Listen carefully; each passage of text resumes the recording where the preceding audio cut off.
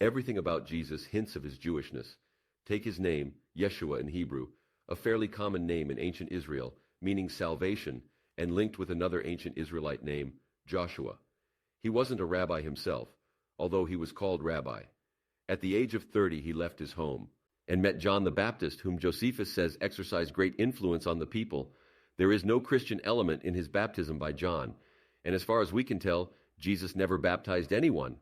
After remaining for some time in the company of the Baptist, Jesus founded a separate community. This was perhaps because he viewed the kingdom of heaven as being realized in the present, while John the Baptist regarded it as a future messianic aspiration. Jesus went on to select 12 students or disciples, teaching them about many things. But in what language did he speak? Until recently, it was believed that the spoken language of Jesus and his disciples was Aramaic. But today, with the discovery of the Dead Sea Scrolls, it's hard to deny that most people, even if they knew Aramaic, were also fluent in Hebrew. Jesus was no ignorant peasant. He was deeply acquainted with both written and oral law. Consequently, the sayings of Jesus are also an important source for our knowledge of the world of the Jewish sages. They pave the way for understanding oral law, halakha, and the Jewish commentaries.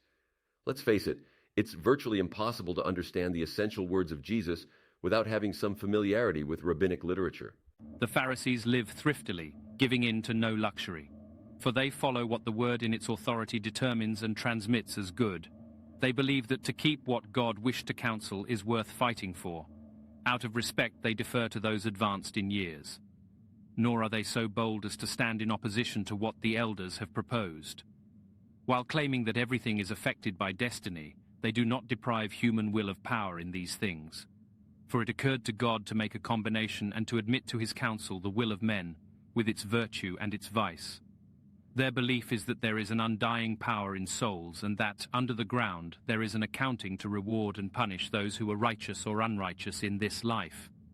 Eternal punishment is offered to the latter, but recreation in a new life to the former. Because of these ideas, the Pharisees are the most persuasive among the citizens. And all the sacrifice and prayer offered to God happens to be according to their exegesis of Scripture. In this way, those who live in the cities have witnessed to their virtue in devoting themselves to all the best in their words and way of life. Josephus, Antiquities 18.12, 15. The Pharisees had taught that Moses received not one but 2 Torahs on Mount Sinai, one written and one oral. The written Torah comprises the first 5 books of the Bible. The oral Torah, much longer, was taught by Moses to Joshua, who taught it to the next generation, and so on. The Pharisees, in developing and teaching the oral law, paved the way for the many volumes of rabbinic literature that would be set to writing in the centuries to come. That literature, rarely if ever studied by Christians, contains the essence of the oral laws that Jesus also taught and quoted.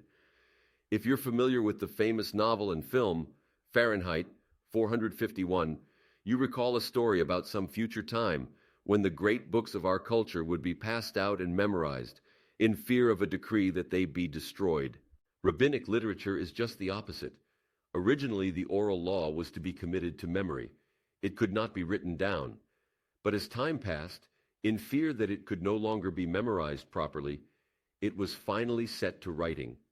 The result was the Mishnah, a collection of laws, 63 tractates of them, edited, the proper term is redacted, by Rabbi Judah Hanasi in the year 220 CE. Those 63 tractates are divided among 6 larger divisions, or orders, Zeraim or seeds, dealing with prayer and blessings, tithes and agricultural laws, Mode or appointed time, containing Sabbath and holiday laws, Nashim or women, relating to the relations between a man and his wife, Nezikin or damages, all about tort and property law, Kodashin or sacred things, regarding temple service and the laws of sacrifices, and Toharat or pure things, having to do with attaining a state of ritual purity. Many of these laws cover areas in which the written Torah is silent. For example, the Torah forbids work on the Sabbath day. But what constitutes work? The Mishnah, written entirely in Hebrew, specifies 39 categories of forbidden labor. In another passage, Deuteronomy 8:10, we read, "When you eat and are satisfied, give thanks." Give thanks how? The Mishnah spells out specific blessings to be recited before and after each kind of food, and what to do if the wrong blessing is recited by mistake. Then we have the Talmud, which is essentially a running commentary, a collection of additional oral laws that try to resolve inconsistencies in the Mishnah. For example, the Mishnah relates a case in which two people simultaneously find a piece of cloth laying in a field. Each one claims it, but to whom does it belong? Each person must take an oath declaring that at least half of the item belongs to him. The Talmud, after citing the original Hebrew passage from the Mishnah, launches into a lengthy discourse in Aramaic over the course of several pages, taking up the question of what constitutes a valid kosher oath. That Aramaic discourse is called the Gemara. Finally, after dissecting the ins and outs of oath-taking, the Talmud returns to another brief passage from the Mishnah, subjecting it to the same analytical rigor. The simple rule of thumb is Mishnah plus Gemara equals Talmud. Bear in mind the Talmud cannot be read.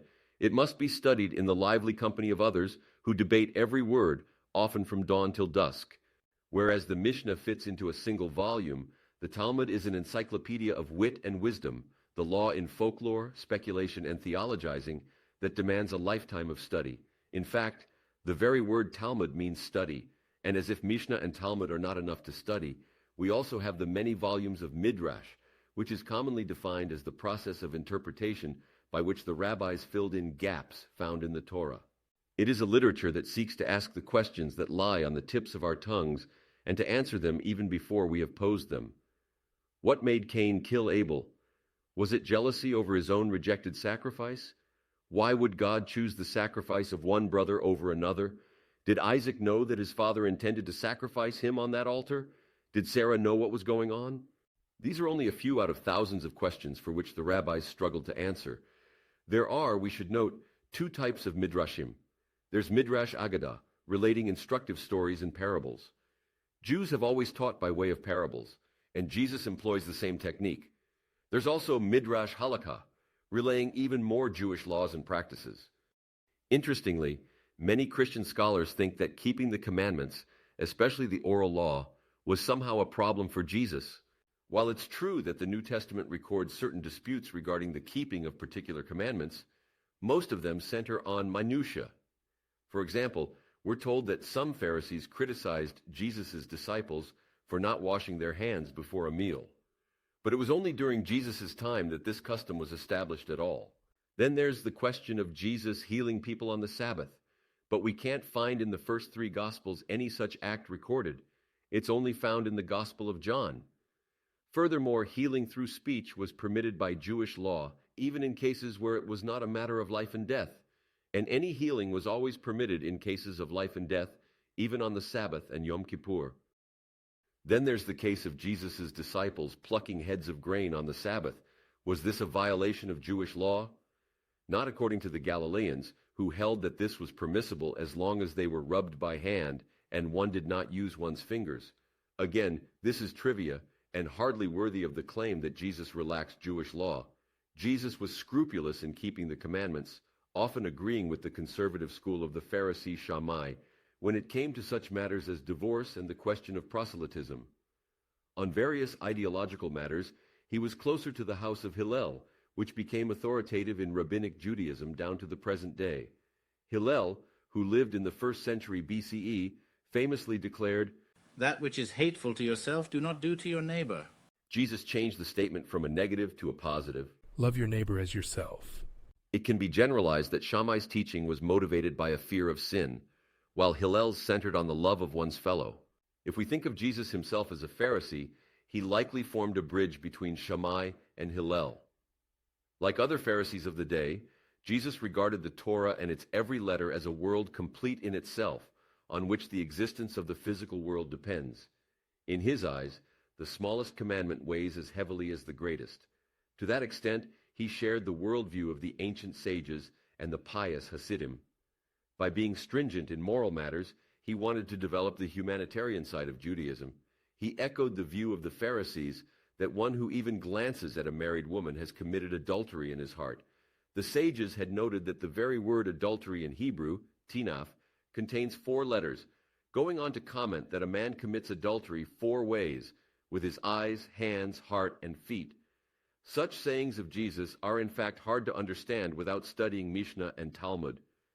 Bear in mind the Gospel of Matthew, arguably edited later when the movement of Jesus was already beginning to separate from traditional Judaism, presents the views of Jesus as opposed to those of the sages. However, there really is no difference between the views of Jesus and authentic Jewish traditions. Sadly, Christian tradition has turned the Pharisees into straw men for Jesus, and it's no exaggeration to say that the Pharisees have received the bum rap of the centuries. And since the Pharisees are the direct forebears of rabbinic Judaism as we know it today, the result of all the unfortunate stereotyping has been 20 centuries of vicious anti-Semitism. What we're saying is that the Gospels themselves, in the way they've been read, have unwittingly given birth to anti-Semitism, and that's something we have to confront. What about Jesus' charge against the Pharisees that they are hypocrites? Well, that wasn't the first time that Jews used the term hypocrite.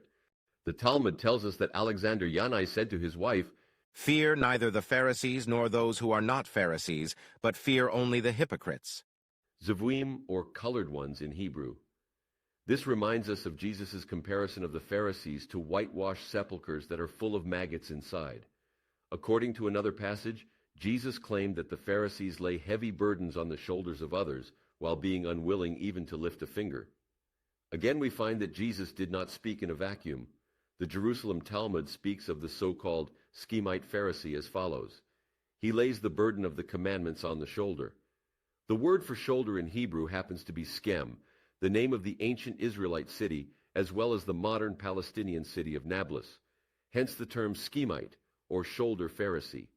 It seems that Jesus and the Talmud are on the same page, so to speak, but Christians wouldn't know this without studying rabbinic texts, and Jews wouldn't know it without studying the New Testament.